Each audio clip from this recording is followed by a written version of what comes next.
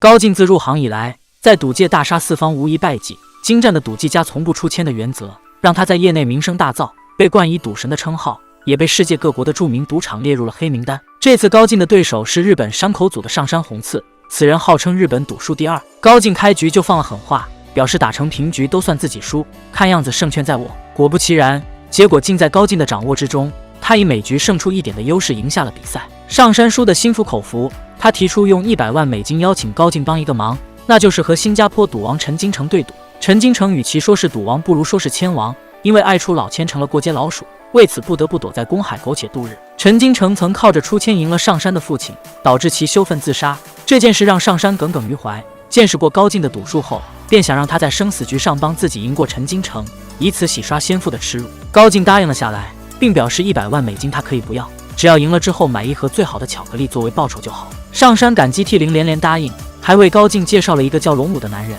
让他作为保镖帮高进解决除了赌钱以外的所有事情。高进表示自己不需要保镖，龙武闻言没有多说什么，给高进留下一个电话号码。高进随手收起装进了口袋，然后带着堂弟阿义和女友小美离开了。晚上，高进应邀来到好友大月的别墅，大月正和一个叫南哥的人赌钱。高进起初并未上桌，见大月被坑得很惨，便提出想陪南哥玩一把。精湛的赌术加上对人心的把控，高进赢了个盆满钵满。南哥签了一张900万的支票给高进，却没打算让他拿走这笔钱。高进前脚刚离开，南哥就命手下刀疤拦住高进的车干掉他。殊不知高进早就料到南哥的毒品，他将支票交给大月，并让阿义带着他下山坐公车，自己则坐上了离开的地铁，同时给龙武打去了电话。刀疤扑了个空，转而又带着人到地铁堵截高进，结果却被提前赶来的龙武不费吹风之力解决。将打扫现场的问题交给龙武后，高进拉动紧急把手停下了地铁，然后淡定地下了车。果然，优雅永不过时。下了车，高进碰到一个牵着狗的印度人，他一个眼神就吓退了2只狂吠不止的狼狗。印度人追着自己的狗跑开了，高进帅不过3秒就踩中一个陷阱，滚下了山坡。这个陷阱出自于小混混刀仔之手，他和女友阿珍住在山脚下的破砖房里，最大的愿望就是有朝一日能靠着赌钱发家致富，从破砖房搬到这山顶的别墅上来。山顶的风景很美，刀仔常常带着阿珍跑上来，却每每被牵着狗的印度人发现，并以这里是私人领地为由将2人赶走。为了报复印度人，刀仔便拉着小弟乌鸦在印度人必经之路上制造了陷阱，没成想却被高进踩中。3人慌慌张张将高进抬回家，路上却几次失手磕到他的头。高进不死也实在是命大。回到家，婆婆用土办法给高进的伤口敷上香灰，还给他灌了1碗香灰水，然后将他暂且安置了下来。半夜，高进醒了过来，可他却什么都想不起来，只记得自己的巧克力，智商好像也变成了小孩子，唯一没问题的就是胃口好，一顿能吃好几碗。婆婆和阿珍提议将他留下，刀仔和乌鸦整天谋划着从高进手里骗到他的钱。高进打小就是个聪明孩子，他将大头藏在袜筒里，零头放在枕头底下。刀仔和乌鸦果然上当，玩套路还得是赌神。高进的钱骗不过来，刀仔便想着演一出戏去骗九哥的钱。九哥开了间赌场，刀仔常常光顾却屡屡输钱。到了赌场，刀仔凑在九哥耳边指了指傻里傻气的高进，向九口介绍这是自己美国来的表哥，人傻钱多又好骗，提出2人合伙从他口袋里拿钱。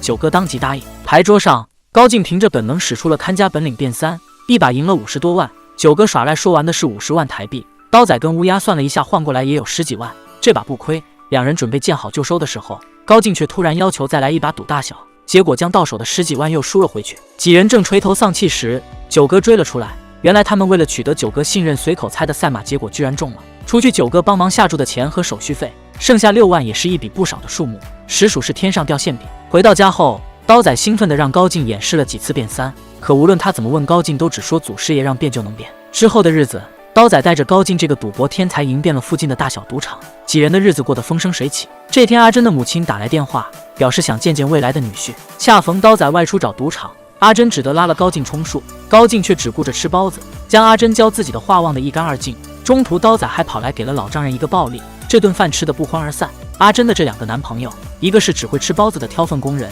一个是喊打喊杀的小混混。阿珍父母哪个都看不上，气哄哄地离开了饭店。6万块很快就被几人花光，刀仔便找放贷的成哥借了8万块钱，然后带着高进钻进了一家赌场。结果因为没有买到高进爱吃的巧克力，他摆烂了，又因为摆烂被刀仔凶了一顿。高进便趁他上厕所的功夫输掉了刚借来的钱。不管是牌技还是报复心，我们赌神都是顶尖的。刚到手的钱还没捂热就被高进故意输光，刀仔气得1佛升天2佛出世，高进则傻笑着让刀仔抽根烟冷静一下。刀仔拽着他离开赌场，把人扔在马路边，然后借口上厕所离开。高进眼巴巴地在原地等着。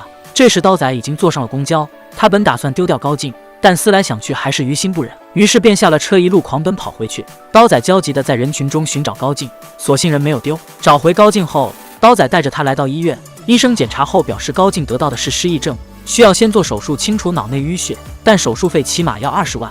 刀仔和阿珍商量着卖掉身上的行头和车子，不够的话，家后面的菜园子也卖掉。至于成哥的贷款也放一边，先帮高进做了手术再说。为了不被追债，刀仔准备带着众人到九龙一个朋友家的别墅躲一躲。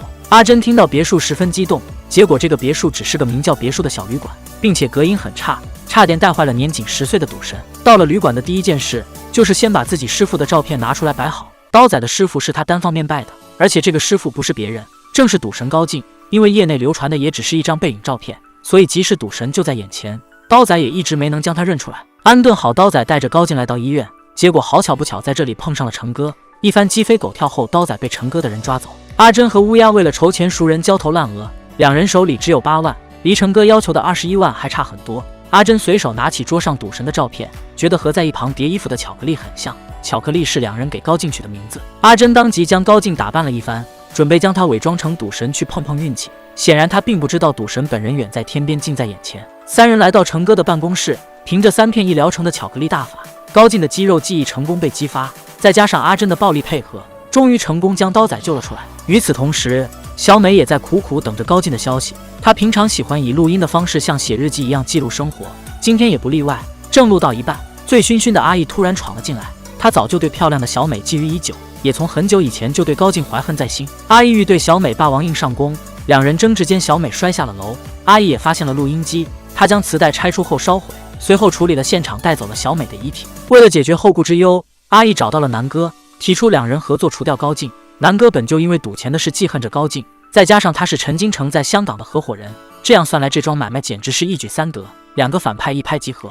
很快，南哥的人根据阿义提供的消息找到了旅馆。就在此前，高进曾无意中给龙武拨去了电话，虽然并未开口说话，但机警的龙武也第一时间来到了旅馆。龙武向刀仔几人说明了高进的身份，刀仔直接改口喊起了师傅。这时南哥的人赶到，龙武王者拖4个青铜一路从旅馆杀到了商场。刀仔和龙武要了把枪也过足了瘾，火拼间高进害怕的抱着头乱窜，刀仔则紧跟在身后保护他。双方又一路从商场打到地下停车场，刀仔和高进在停车场走散。这时阿义拿着枪走了出来，正好撞上了躲在角落的高进。起初他还装模作样询问高进伤势，见他认不出自己，便准备将其除之而后快。好在刀仔及时出现，一个猴子偷桃制服了阿义。高进趁乱逃走，看到龙武被人打伤后，再次激发了肌肉记忆加狂暴技能，赌神专属 BGM 响起。高进捡起地上的枪，一顿操作猛撸，最后战绩喜人，直接5杀。狂暴时间结束后，高进害怕地扔掉了枪，一路狂奔，不小心摔倒在商场门口，脑袋狠狠砸在地上，周围的人马上围拢上来。高进爬起身继续跑路，结果又被迎面驶来的出租车撞上。不愧是赌神的头，各方面都很过硬。等高进再次醒来的时候，不出意外，从傻乎乎的巧克力变回了沉稳的赌神，但是却没了最近一段时间的记忆。高进仍然将阿义当作最信任的人，面对刀仔一脸迷茫，表示自己不认识他，更不相信刀仔说阿义是坏人的话。刀仔委屈巴巴，前不久才在阿义手里救下高进，现在高进不仅帮着别人欺负他，还叫警察来抓他，简直世风日下，人心不古。